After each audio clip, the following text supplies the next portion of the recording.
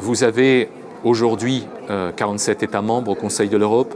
Il y a 10 pays qui se détachent en termes d'inexécution des arrêts de la Cour.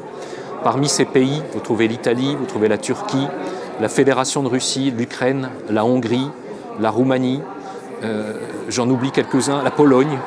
Ce sont les pays qui ont des problèmes structurels d'application des arrêts de la Cour, parfois pour des raisons objectives. Les structures nationales, c'est le cas en Bosnie, ne s'appliquent pas à ce que la Cour a souhaité voir mettre en place. C'était le cas de l'arrêt Seljuk-Tefinsy, permettant à des Bosniens qui ne sont ni croates, ni bosniaques, ni serbes, d'être cependant candidats à la présidence collégiale de la Bosnie. Aussi longtemps que la constitution de la Bosnie-Herzégovine dépend des accords de Dayton, c'est un arrêt malheureusement inapplicable. Je peux vous parler de l'Italie parce que c'est le pays qui arrive en tête pour les affaires non encore exécutées au comité des ministres. Pour l'essentiel, les affaires italiennes sont des affaires touchant à la longueur excessive des procédures.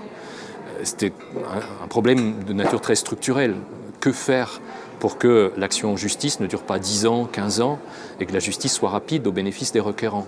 En Russie, les problèmes sont notamment de nature de détention provisoire anormalement longue. La règle, c'est qu'il peut y avoir détention provisoire, mais le juge doit être là.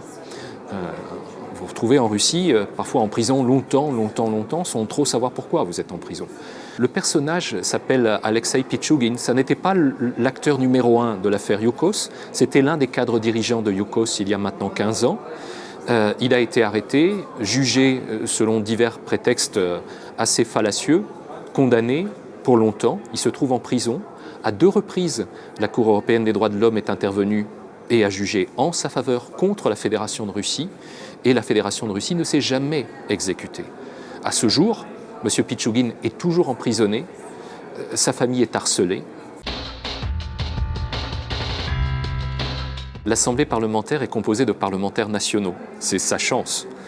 Chacune et chacun d'entre nous ici va retourner en fin de semaine dans son Parlement national et, je l'espère, y défendre l'esprit et la lettre de la Convention européenne des droits de l'homme, donc de l'application des arrêts, qui n'est pas une option, mais une obligation au titre de l'article 46 de la Convention. C'est notre rôle de parlementaires nationaux que de forcer ça, d'amener le gouvernement devant un hémicycle pour expliquer ce qu'il fait et montrer le résultat. Et s'il n'y a pas de résultat, de critiquer autant qu'il faut pour que le résultat s'impose en mobilisant les réseaux sociaux, la société civile, les défenseurs des droits, et en suscitant la transparence. C'est tout mon objectif.